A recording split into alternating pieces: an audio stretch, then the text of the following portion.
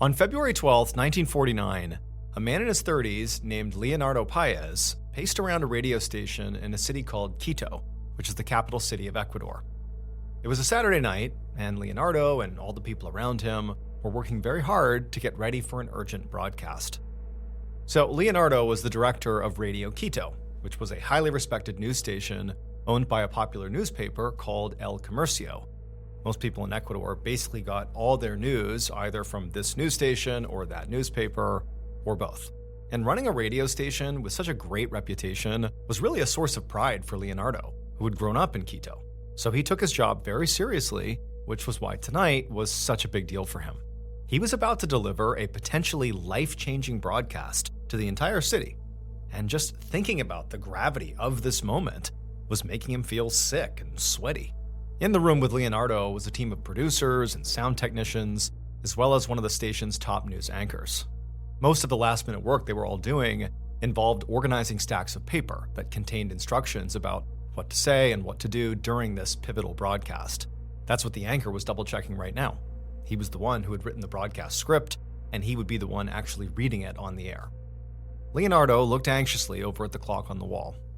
It was already a few minutes after 9 p.m., and they didn't have a lot of time left. But even though Leonardo desperately wanted to get this broadcast started as soon as possible, he knew he had to give his anchor the space and time to make sure they were 100% ready before they actually went on the air, because they really only had one chance to do this right. So instead of telling the anchor to come on, hurry it up, Leonardo instead bit his lip and just paced around the station, trying to distract himself by listening to the program that was currently being broadcast over the radio station's airwaves. It was a live musical performance from a duo of singers named Benitez and Valencia. These two combined were really famous, sort of like the Taylor Swift of 1940s Ecuador. And so when people in Quito knew these particular singers were performing on the radio, basically everybody stopped what they were doing and tuned in to listen. So in Quito in the 1940s, nobody had TV, and so radios were like the ultimate form of not just how to get your news, but also of entertainment. It's really where everybody turned. But radios were also very expensive and were sort of a luxury item, so not everybody had one. The people who did have radios would often bring theirs outside to the street so that other people could also hear the programs and the music.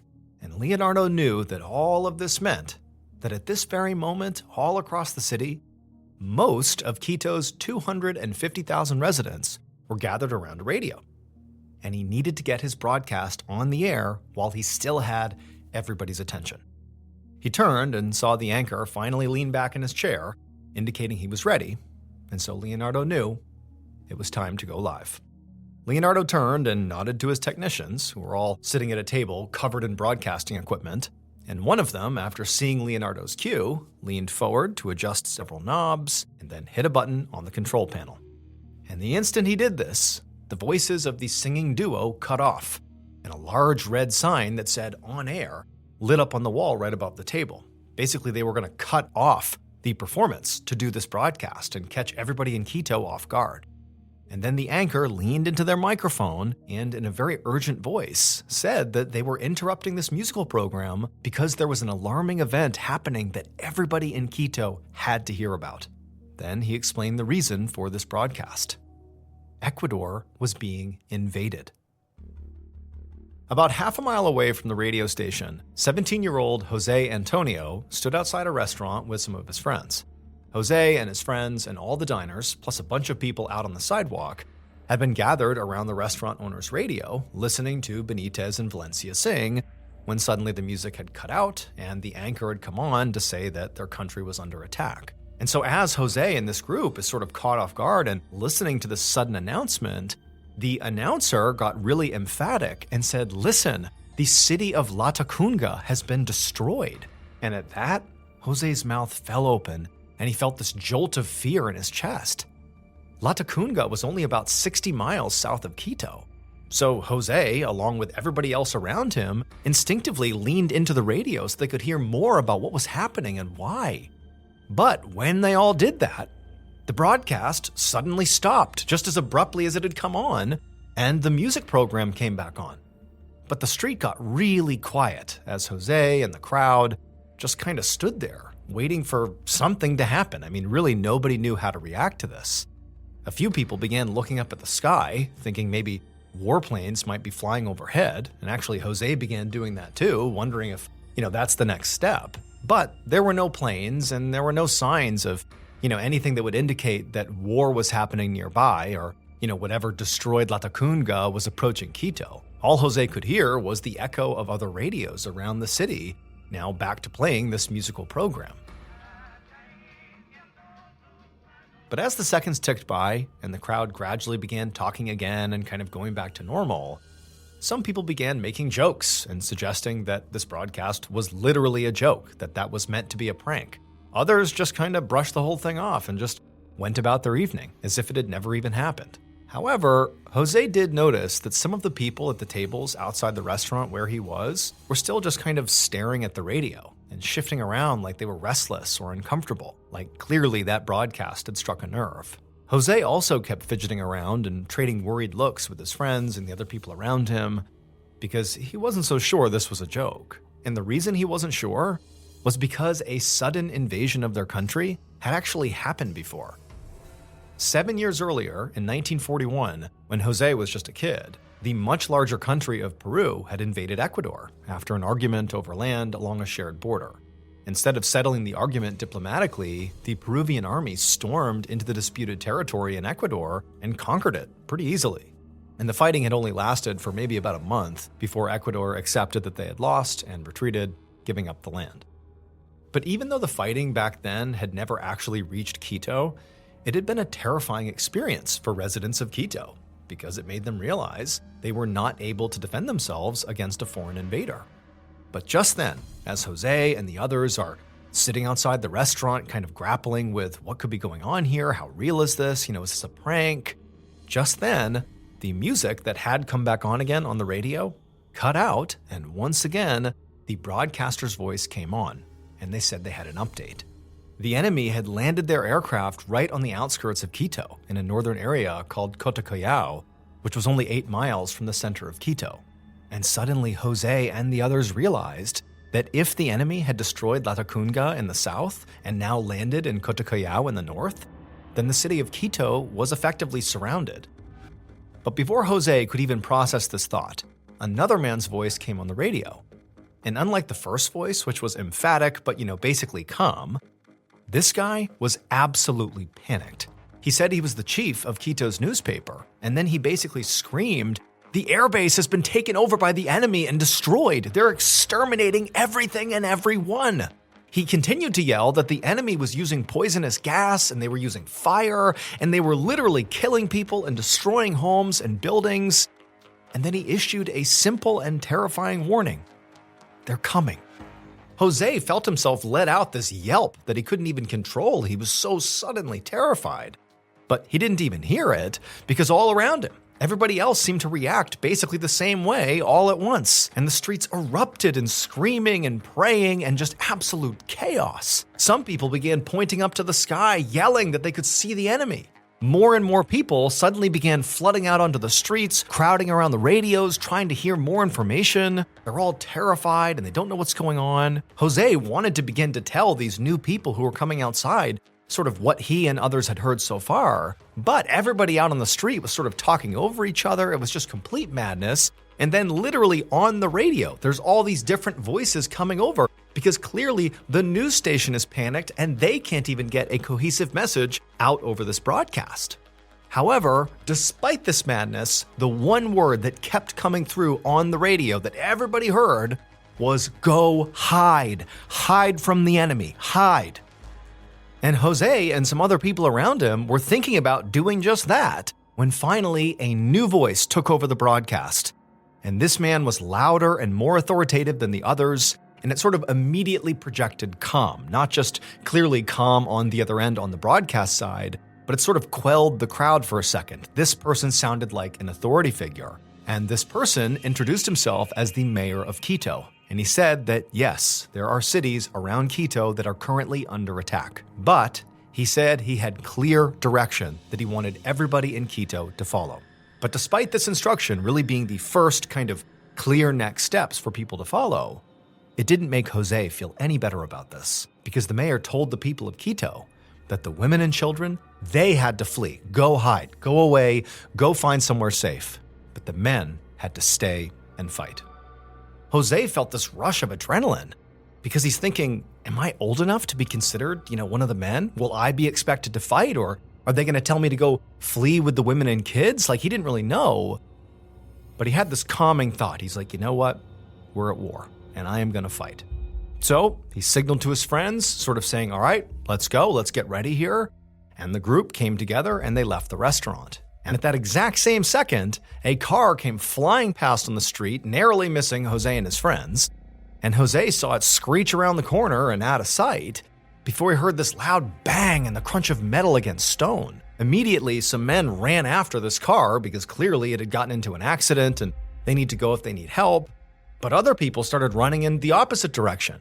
And so for Jose and his friends, it's like, what do? Do we go help with the car crash, or do we go, head to the front lines or something?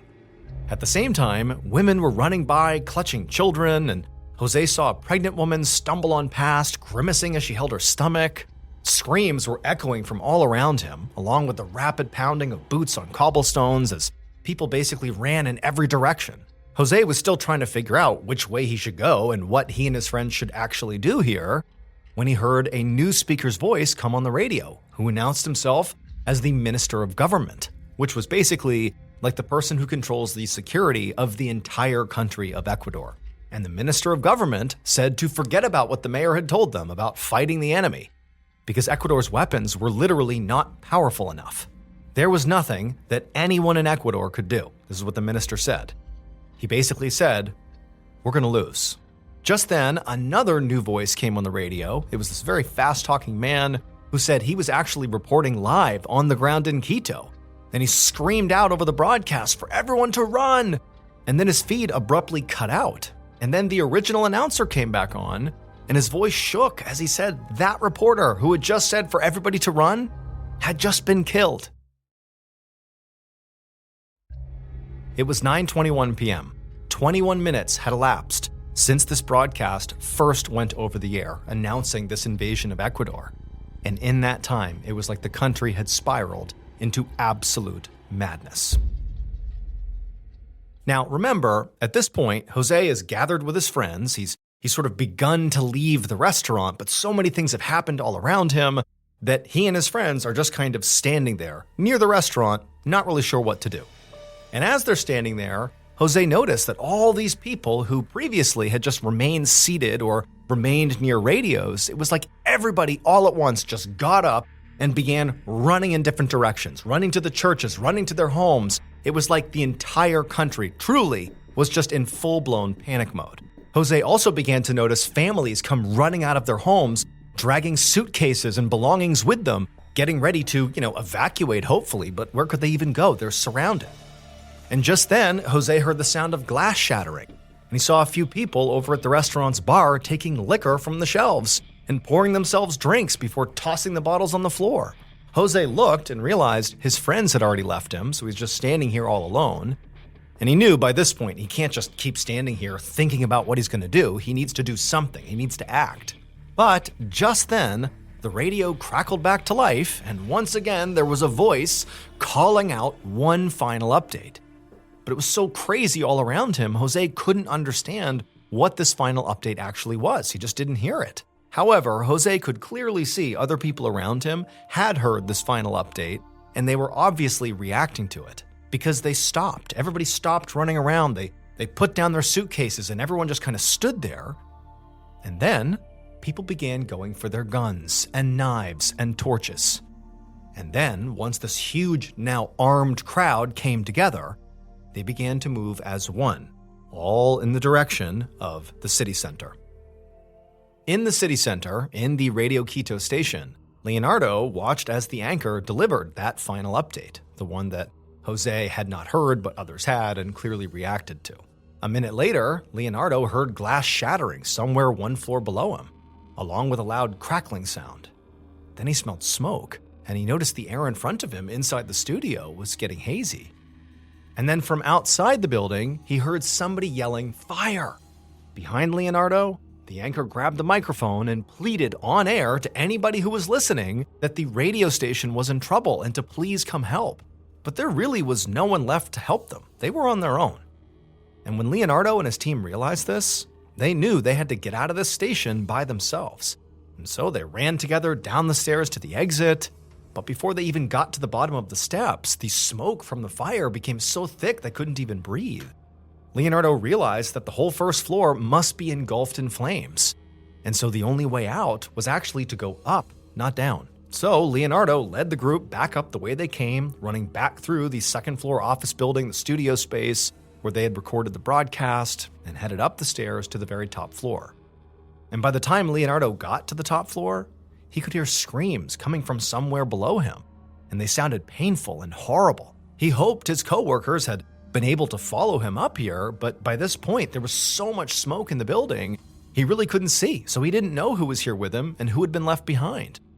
And also the roar of the fire was getting louder by the minute, and it was so hot that sweat poured from Leonardo's face and it stung his eyes. And so Leonardo instinctively ran away from the smoke towards the windows. And because they're on the top floor, 3 floors up, looking out, he had a good view of the ground below. And he saw these huge crowds of people on the street. Most of them were holding torches and seemed to be running around in random patterns while big military tanks rolled in behind them, along with this hazy mist from some kind of gas kind of flowing across the entire crowd. Just then, Leonardo felt the floor under his feet begin to shake, and he frantically began to think, how am I going to get out of here? I need to escape. And that's when he saw the roof next door. So the radio station sat next door to a school, which was at this point not yet on fire. Now, the school building was not connected to the radio station, but it was close enough that Leonardo realized that he might be able to open up a window that he's standing right near, get a running start, and literally jump out the window and land on the school roof. Now, obviously, if he undershot this jump, he would fall to the street below and die, but the alternative was stay here and be burned alive. So Leonardo just opened up the window, he backed up, took a deep breath, got a running start, and jumped out the window. He flew into the air, arms flailing as he willed himself to land on the school roof, and after a millisecond in the air, he comes crashing down, slams onto the school building. He had made it. It was painful, but he had escaped. But Leonardo didn't have time to waste here, nor did he really have time to wait to see if others would also make this jump. He really felt like he's sort of on his own here. And so up he got, and despite the pain from impacting the roof, he was basically okay. And he walked across the school building until he went to the next roof. Basically, the next building butted up against the school building. So he climbs onto that roof, and he walks across that roof until he reaches the next building. Again, these buildings are all connected, so there's no more jumping from, one building to the next, but he is going roof to roof, basically high up above the streets of Quito. And down below, he sees, all this madness with the tanks and all these people with torches. He doesn't really know what's going on here. And eventually, he reaches a roof, as he makes his way, that a family was sitting on. And the family, they were looking out at the city, where the sky was still glowing from the light of the fire Leonardo had just escaped from. And when they saw Leonardo, they told him they had actually been down on the streets in that crowd. But when it became too dangerous, they had come up here to escape. And they asked Leonardo, had he done the same thing? Is that why he was here? Leonardo said no. And then he told them who he was and how he actually arrived here and why, and then he asked them for help. And for a second, the family just stared at him in shock. But then they began to talk to each other, and from what Leonardo could hear, and also based on facial expressions, the family seemed mad. But finally, the father looked at Leonardo and said yes, they would help him. However, there was a condition. He told Leonardo that under no circumstances could he, Leonardo, go down on the street with that crowd. The father said Leonardo would have to hide out in this family's house because, the father explained, that everybody in the city, including all those people down there, wanted Leonardo's head. It would turn out Leonardo's broadcast had actually been wildly successful. It had done exactly what he hoped it would do. It grabbed the attention of basically everybody in Quito. The whole city stopped in its tracks to listen to what the broadcast had to say. However, there was one very important fact that Leonardo had decided not to mention in this broadcast until the very end, when in many ways it was already too late. This fact was the final update, the one Jose had not been able to hear, but that had caused everybody on the street who had heard it to stop running around, stop screaming, and just get their guns, knives, and torches and head towards the center of town. The fact that was held off until the very end was this whole broadcast was a farce. The invasion was not real. It was an act, a prank, a joke. The broadcast was like this play.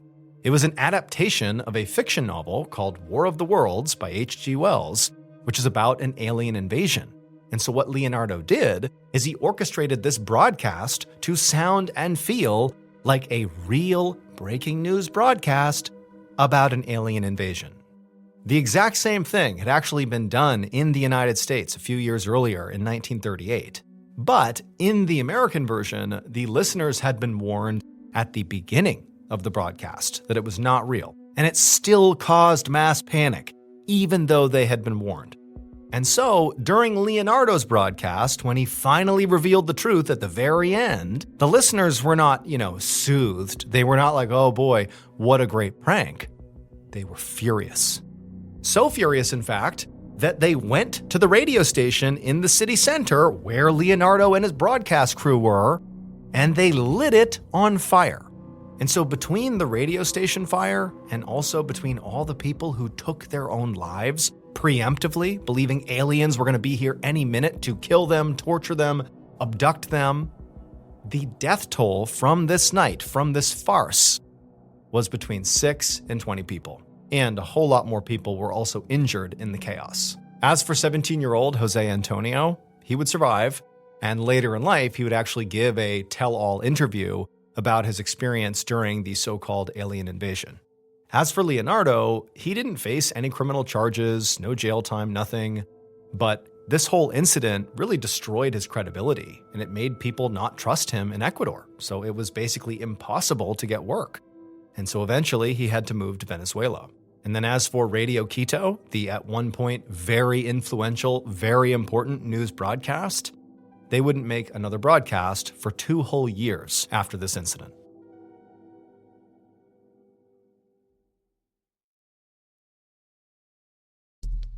The next story is called Reaching the Other Side.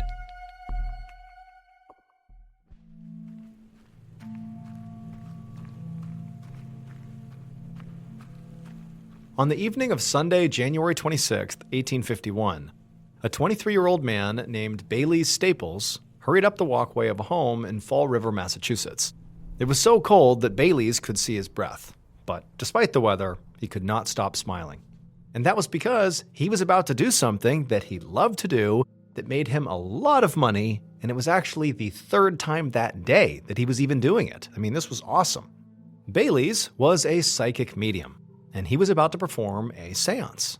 So at this point in America, in 1851, there was this phenomenon going on called the spiritualist movement. Basically, huge numbers of people began to believe that the living and the dead could actually communicate with each other through mediums like Bailey's.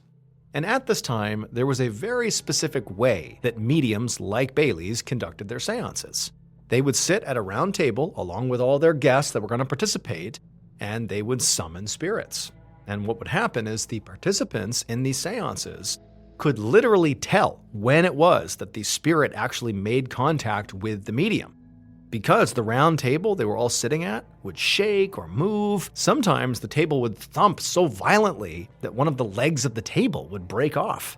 And a broken table at a seance was considered a huge success. So seances were a craze all over the country, and many people did genuinely believe that, people like Bailey's, mediums, could talk to ghosts in these seances. But there were lots of people also who didn't believe any of it, thought it was completely made up, but they would still hire people like Bailey's to have these seances at parties and other functions as sort of a form of entertainment, kind of like how you might hire a band or a magician. And in Fall River, Massachusetts, there really was a big appetite for these seances, both, because people believed they were true and lots of people who thought they were fake. And it's in part because there were lots of homes in Fall River, Massachusetts at the time that sort of had some history about being haunted, and so there was sort of groundwork laid for both believers and non-believers to contract people like Bailey's.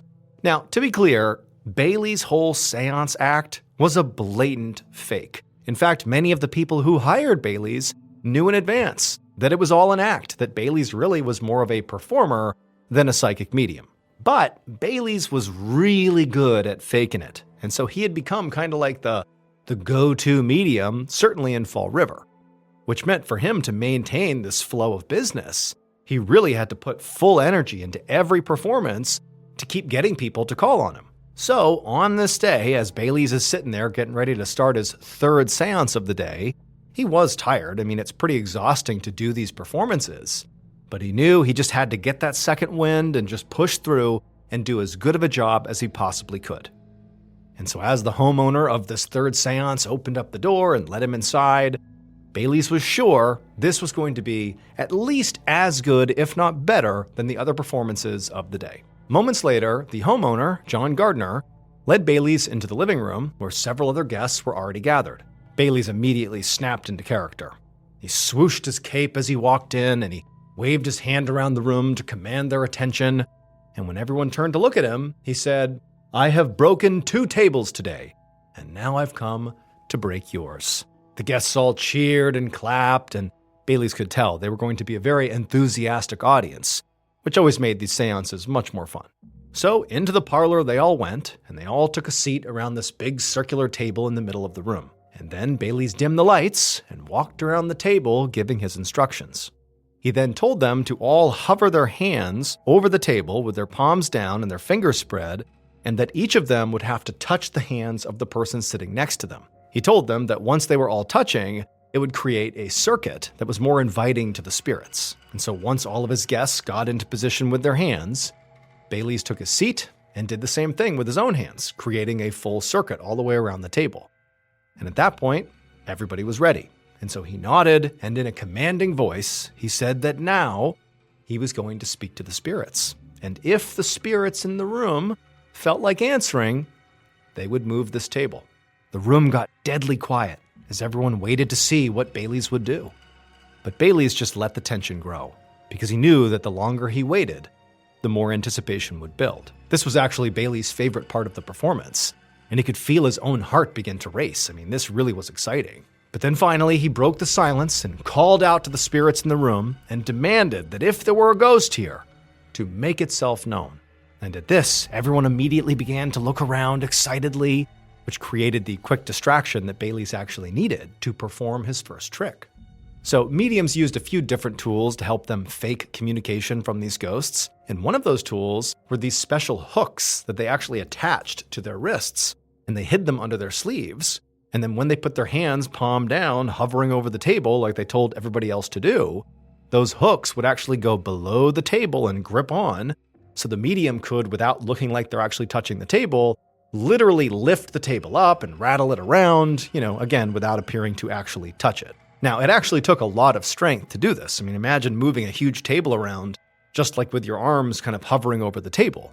But Bailey's was getting really good at it. And so as his guests were all looking around, looking out for ghosts, Bailey's masterfully hooked his hooks right under the table and began moving his wrists around, which caused the table to thump.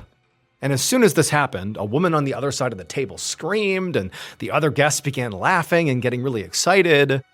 But Bailey's was only just getting started. He called out to the spirit again, much more forcefully this time, and as he did, he literally made the table rise off the floor as all the guests gasped.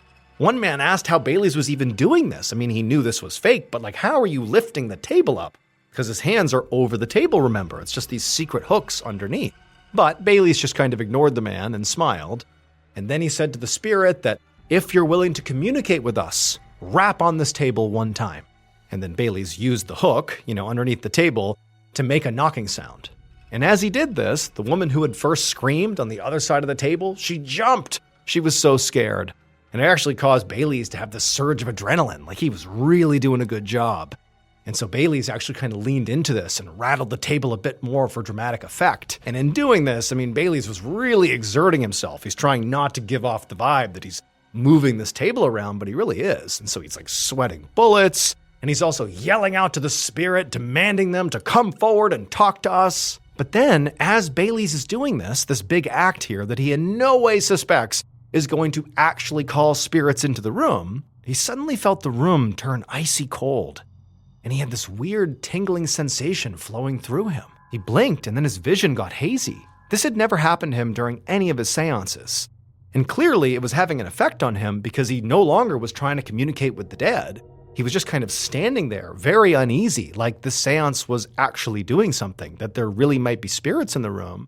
Now, Bailey's can tell he's getting stared at, and he doesn't want to destroy his business here, like he needs to maintain the act. He can't just spook himself out and stop the seance. But at the same time, he couldn't break out of this weird feeling he had. The room felt so cold. I mean, something was off here. And then he tried to move, and it was like he couldn't. He was frozen. Now, at the same time Bailey's is experiencing this, across the table, the homeowner and host, John Gardner, is just sitting there staring at Bailey's, trying to figure out what's actually happening here. And from his perspective, he watched as Bailey's went from sort of standing there awkwardly, unable to move, it looked like, to then sitting down in his chair and sort of lurching back in this awkward position. And then Bailey's eyes began darting all over the room, and also his breathing got really ragged and heavy. And John couldn't help but feel like it looks like Bailey's is possessed for real. And then Bailey's began to speak, and his voice sort of cracked as he did, and he began mumbling something that John and the others couldn't understand. I mean, John, he really couldn't help it. He felt sort of spooked by this. I mean, this was really convincing. John actually wanted to applaud. I mean, Bailey's acting was so good here. But he also didn't want to destroy the act and sort of break his character. You know, like Bailey's, John and most of his guests did not believe seances were real at all. But, I mean, Bailey's performance was really turning out to be way better than any of them had expected. But just then, Bailey's shot up out of his chair, and the whole table thumped again and shook, and then Bailey's let out this almost ghostly-sounding moan, and then one of John's guests asked if the ghost was speaking through Bailey's. But instead of answering, Bailey's eyes rolled all the way back in his head, so only the whites were visible. John and the others were transfixed. I mean, this was just incredible, really kind of scary stuff here. But then Bailey's let out another moan and then fell backwards hard onto the ground. And for a second, there was just confused silence. Because if this is an act, I mean, that was a violent fall. This looks really legitimate. How is Bailey's able to do this over and over again? This seems real. And it was in that moment of realizing that something is off here that some of the guests began to scream and they began to run out of the room.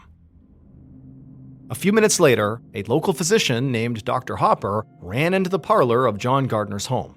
He'd been summoned by one of the guests who had panicked and actually ran out and gotten him. But that guest had been rambling about a ghost and a possession, so Dr. Hopper really wasn't sure what kind of problem he was actually responding to. But now he could see there was a group of people dressed for a party gathered around what appeared to be a seance table, pointing to the floor, where there was this young man lying in a crumpled heap.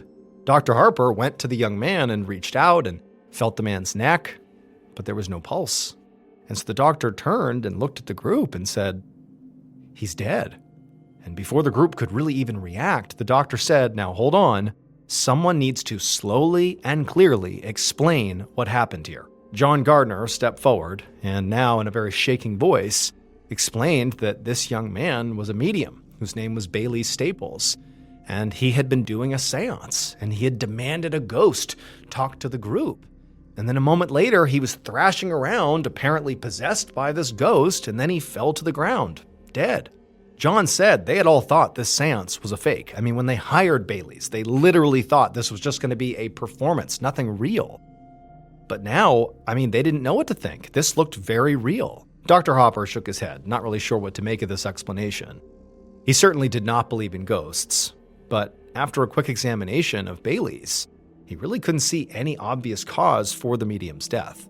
So Dr. Hopper got to his feet and told the dinner guests that, whatever killed Bailey Staples was not a ghost, but he didn't know what it was yet. However, he would get to the bottom of it. However, by the next morning, news of Bailey's death had spread all over Fall River and beyond, and it made the immediate autopsy that Dr. Hopper wanted to do to figure out what happened to him basically impossible. Now, the reason it was impossible is because some people were claiming that this was a ghost that possessed Bayles, but it didn't actually kill him. The ghost must have put Bayles into a trance where he appears dead, but is not actually dead. But if Dr. Hopper performs the autopsy on him, the autopsy will kill Bayles, so you can't do that. And so pretty quickly, you have all these people that are showing up at Dr. Hopper's clinic and the local police station demanding authorities give them Bayles' body to prevent the doctor from killing him by doing an autopsy on him. And so it's this whole scene. And at the same time, keep in mind, the country as a whole has been taken with seances. That was already something that was sort of happening everywhere. But this story, which sort of legitimized the idea that ghosts could be real and ghosts can also be dangerous given what happened to Bayles, this story is spreading like wildfire all over the country. And so at a time where people in America were already big on seances, this pretty much dumped gasoline on that, and seances became even more popular, but now because they felt real, not because they were entertainment. On January 28th, so 2 days after Bayles was pronounced dead, Dr. Hopper stood in the basement of the local morgue holding a scalpel. He had finally gotten the approval to go ahead and conduct his autopsy, but he knew that a lot of people were not happy about it. And now he was looking down at Bayles' body, realizing that, to his own surprise, he was sort of nervous about this. Like the idea that, what if this guy's actually still alive and I'm about to kill him with this autopsy? Now, logically, the doctor did not think Bayles was in a trance, but it was unsettling how physically healthy Bayles' body looked. He was young and strong with no history of illness, and there wasn't a mark on his body anywhere to explain why he was dead. The only blemishes on his skin were these slight bruises around his wrists, which Dr. Hopper understood were from the special hooks he had been wearing when he died to lift up the table. But Dr. Hopper shook off the nerves and moved his scalpel towards the skin of Bayles' chest and made his first incision, opening up the chest cavity. And that was when Dr. Hopper saw it. It would turn out, on the day Bayles Staples died, he was at his absolute performative peak as he lifted John Gardner's table up off the ground and made the seance guests scream and laugh. But what Bayles didn't know, and what Dr. Hopper found when he performed the autopsy, was that Bayles had a pre-existing heart condition, and his passionate performance, coupled with the physical exertion it took to lift up that heavy parlor table with just his wrists, and the fact that Bayles had also already given 2 other similar performances that day, caused his weak heart to swell and develop an aneurysm, which ruptured and caused fatal internal bleeding. Bayles Staples had basically put on the absolute best seance performance of his life. It was so good, in fact, that it killed him, and also accidentally convinced an entire house full of dinner guests and many people all across the country that ghosts were real. Around 1:30 p.m. on the afternoon of May 18, 2007, a 57-year-old woman named Yvonne de Hoorde arrived at a park in Rotterdam, which is a city in the Netherlands.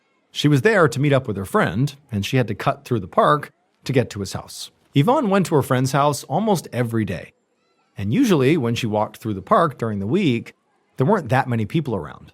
But on this day, it was really crowded because it was the Friday of a long weekend, and there was just a lot of families and visitors that were enjoying the spring weather, which meant the playground, the pathways, and the park's little cafe were all packed.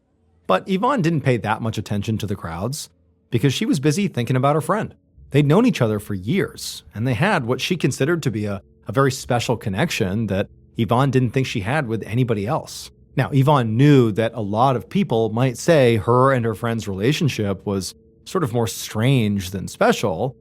In fact, some people in her life actually openly disapproved of it. But for Yvonne, it seemed like the main reason for that was, Yvonne was generally pretty friendly and social and sort of an outgoing, normal person, but her friend was extremely reclusive and never left his house, and so it just seemed like an odd pairing. Her friend was originally from Germany, but even though he'd lived in the Netherlands now for years, he had never learned the language. So he really couldn't communicate with anybody, including Yvonne, at least not in her native tongue. But for Yvonne, if anything, the fact that people didn't necessarily think this was a good idea for them to be friends just made her feel more protective of her friend. And also, she was especially sympathetic to the fact that her friend had actually been abandoned by his mother as a child. And so in a way, she sort of felt like she was stepping in as sort of a maternal figure in her friend's life. And so Yvonne, she rounded a corner on the park's path, and up ahead, there was her friend's house. And she could actually see her friend through one of the windows. And he did not look particularly happy. He looked sort of dejected. And so as she approached, she made a big scene to be very smiley and happy, and she's waving to her friend. And sure enough, her friend at some point turned and looked out the window and saw Yvonne approaching, and he broke into a big smile and he waved back. It's like even though they didn't speak the same language, there clearly was a connection there. And Yvonne was just filled with happiness, so glad that she was here to see him. And so Yvonne, she made her way over to her friend, and that day really was spent the same way they spent all their other days together, which, again, they don't speak the same language, so it was just sort of a lot of, body language and gestures and sort of just sitting together and just sort of enjoying each other's company. There wasn't really any direct communication happening, but this was a unique relationship, and for Yvonne, whatever it was enough for her. And she felt like for her friend, it was reciprocated. He appreciated their time together, and that was enough. But even though Yvonne in particular really looked forward to these visits and was having a really nice time on this particular day, she couldn't stay forever. She had a family and other things she needed to get done. So at around 2:30 p.m., after having spent about an hour with her friend, she said goodbye to him, and then she turned and left, knowing that the two of them would see each other again soon. And so Yvonne, after turning and leaving her friend's house, she only got a few steps down the path she came in on when two things happened at once. The first thing was she noticed there was a group of kids in the park who were throwing rocks, and she knew instinctively, the kids should not be throwing rocks. So that sort of registered. She wasn't doing anything about it, but she was just aware that there are children throwing rocks nearby. And then the second thing she noticed is she heard splashing coming from behind her. She didn't think it was coming from the kids throwing rocks. She's thinking it didn't rain anytime recently, so there's no reason that there'd be splashing sounds around her. There's no puddles or anything. The only splashing that made sense was it was coming from this stream that was sort of off limits in the park. Nobody had access to it. There was no reason to get down there to that stream, but it sounded very much like that was the splashing that she was hearing. And so Yvonne, she's just consciously aware of these things happening. This was not something that was alarming. She's just aware. And so she found herself turning around to see in particular what that splashing sound was. And as she turned around, something huge smashed into her, pinned her to the ground. All she could hear was screaming throughout the park. And the last thought she had before she blacked out was, "Oh my God, I'm about to die."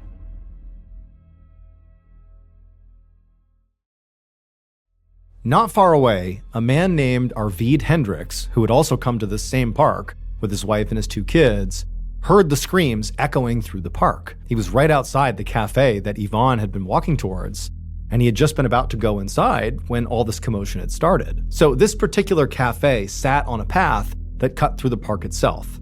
It was a small place, almost like a glorified snack bar, and it had a big pavilion right in front of it with outdoor seating that looked out over the park. And from Arvid's perspective, as he was standing on that pavilion near the cafe entrance, he could hear these people screaming and actually started to see them running in his direction. But Arvid had no idea what they were screaming about or what they were running from. It just seemed like all of a sudden everybody's panicking and coming this way. And so instinctively, Arvid's thinking, okay, there's something threatening going on, and he needs to make sure his family is safe before he even knows what the threat is. So he grabbed his kids and his wife, and he ran into the restaurant along with everybody else. And remember, this restaurant, this cafe, was not huge. Inside, it sort of felt like a dining hall with large communal tables.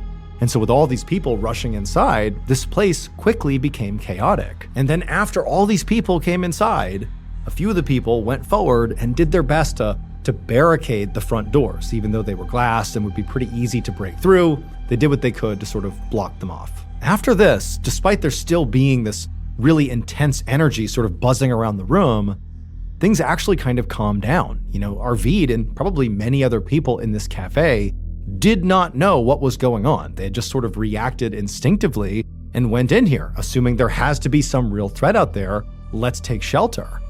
And so there's this weird lull period where everyone's kind of looking around, Arvid included, trying to figure out, is there really a big threat out there, or are we overreacting here? And as they're all sitting there kind of wondering what's going on, the front doors, the glass doors, suddenly shatter. And once again, the whole group is thrust into absolute chaos once again, as all the parents are grabbing their kids, and even though they still don't really know what's going on, they're trying to rush towards those shattered doors to get out of this place, which now feels like it is dangerous, in some ways worse than outside.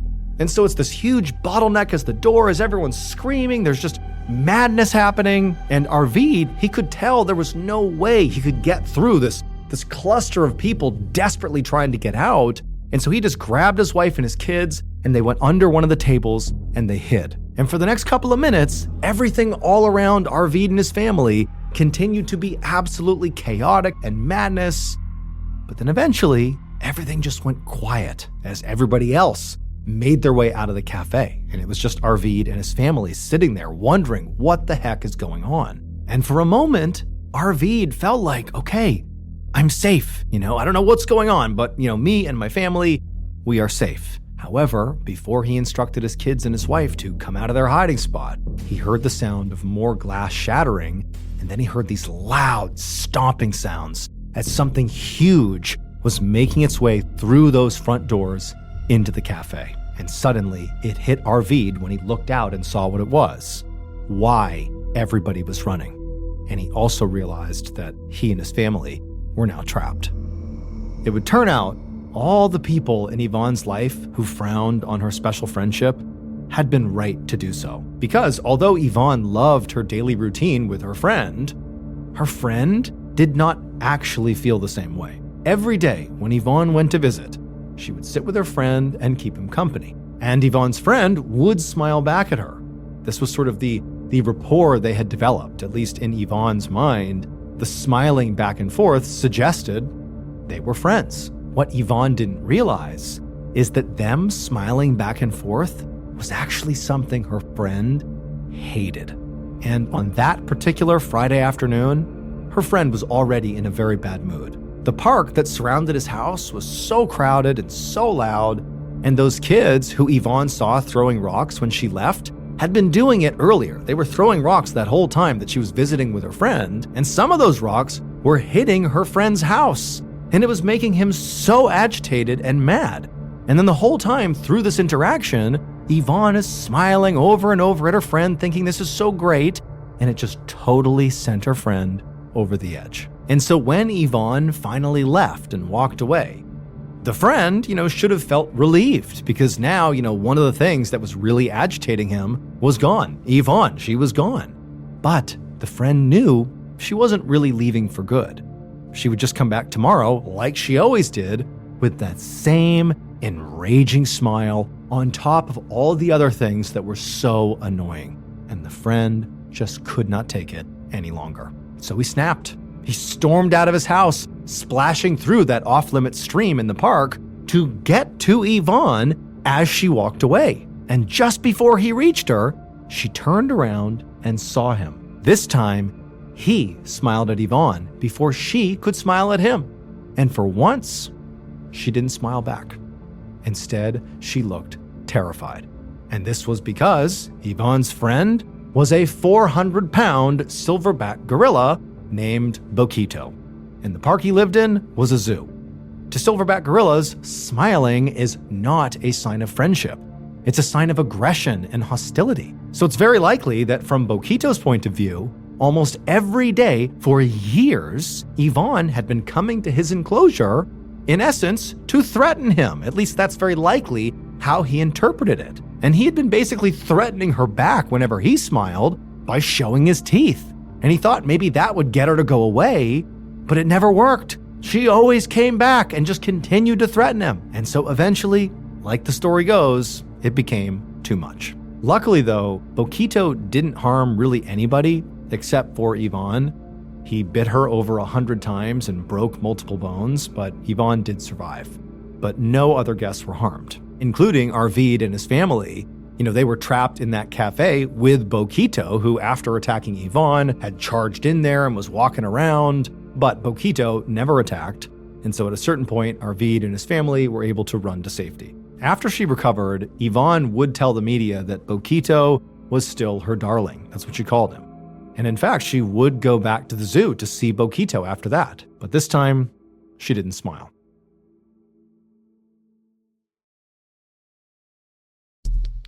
The next and final story of today's episode is called Off the Bus.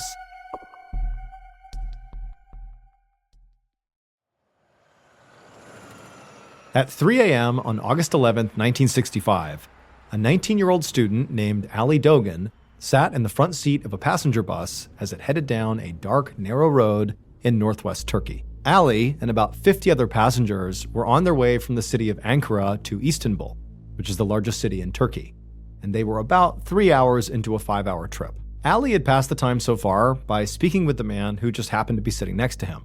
He was an Air Force lieutenant. The lieutenant told Ali that originally he had actually been booked to take a flight to Istanbul, but he had missed the flight, and so here he was on the bus.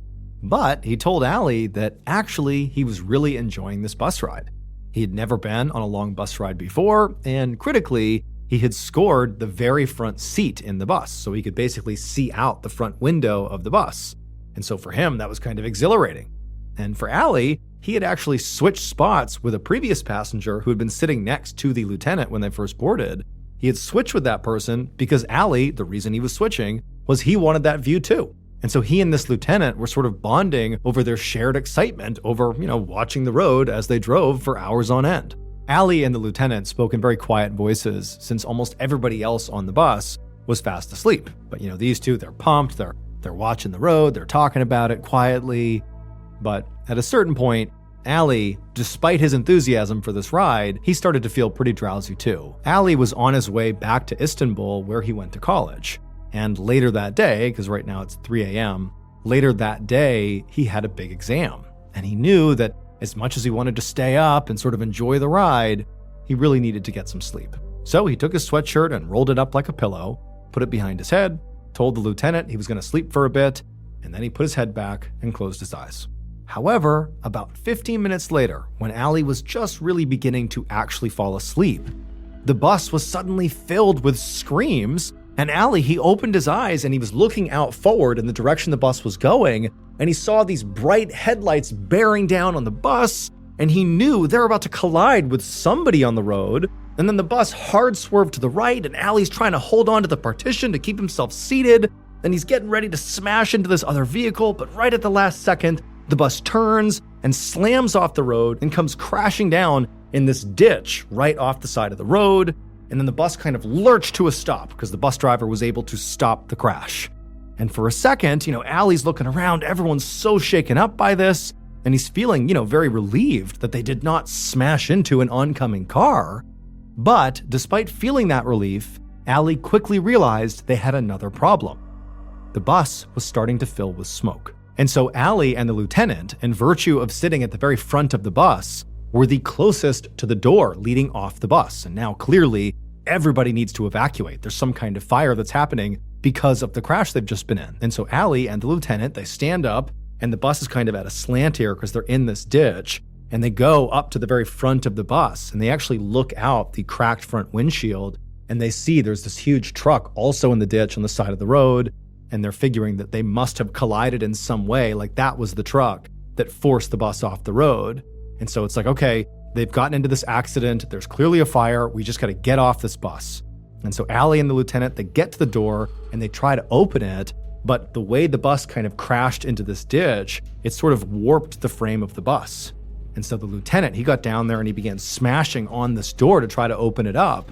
And as this is happening, the smoke is getting much more intense inside of this bus, and all the people on the bus, the 50 some odd passengers behind them, they're starting to panic. Everyone's rushing forward, bumping into Ali and the lieutenant, trying to get off this bus. And then finally, the lieutenant, he manages to force open the doors. And the second he does, this additional rush of black smoke comes pouring into the bus. It's like you can't even see anything. Everyone's choking and screaming. And the lieutenant, he just yells to Ali to go, get out, jump out. And so Allie, he's the first one off the bus. He climbs down the steps. All he sees is smoke everywhere. He really has no idea where the fire is actually coming from.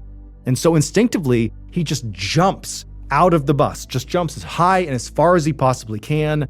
And he actually hits the other side of the ditch. And he kind of stumbles and climbs up and gets away from the bus. And as soon as he did, he turned around and he's looking at the bus, and it's nighttime, but even still in the darkness, he just sees the bus is completely engulfed in all this smoke. He can't quite tell where the fire is. He's thinking, the engine must have caught fire and it's spreading across the undercarriage of the bus, but it's getting so bad. And he's hearing all the people on board desperately trying to get off out that door the lieutenant had forced open. But there's some kind of bottleneck. They're not getting out. It's like they're stampeding towards the front of the bus. People are screaming. It's chaos. And then Allie hears some of the windows being pushed open. People start jumping out the windows. I mean, they are desperate to get off this bus.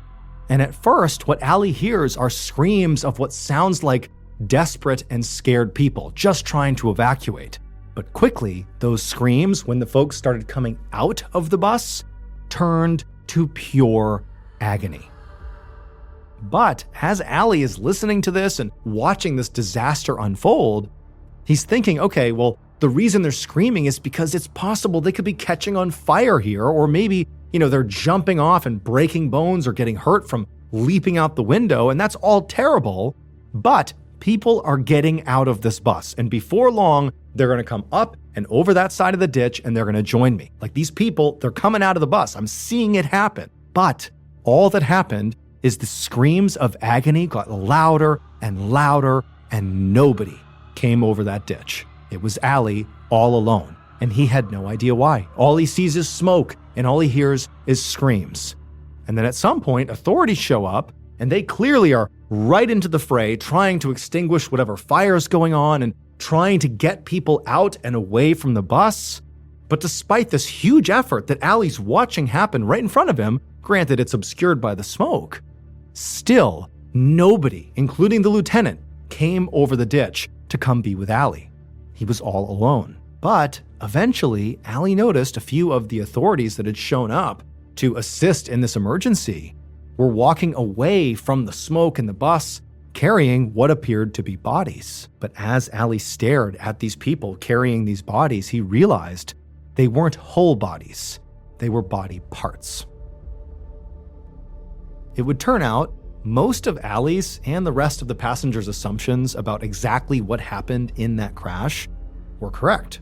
The bus they were riding in did swerve after seeing the headlights of an oncoming vehicle, and it did hit that big truck they saw on the side of the road when Allie and the lieutenant first got to the front of the bus and looked out. That was the truck they hit. Now, it was not a head-on collision. It was sort of a glancing blow as the bus swerved to avoid a head-on collision, but that crash sent the bus off the road into the ditch, and it was that crash into the ditch that ultimately prompted all that smoke. But they were all wrong about what was causing that smoke. There was no fire. The truck that the bus narrowly avoided the head-on collision with, but did ultimately strike, causing both the bus to crash and the truck to crash, that truck was a shipping truck, and it was transporting a huge amount of freight to Istanbul. And the collision burst the truck's shipping containers, and so the contents of those containers, the freight itself, poured out into that ditch. And that ditch that basically the bus had landed inside of, that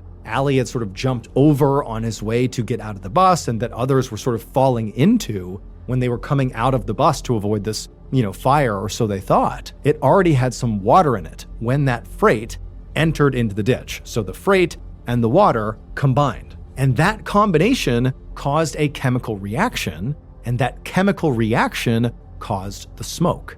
Because that freight was nitric acid, a highly corrosive, highly toxic liquid chemical that now, despite being diluted by the water in the ditch, had basically filled the ditch. The ditch is now effectively an acid bath that's smoking, giving the impression the bus is on fire.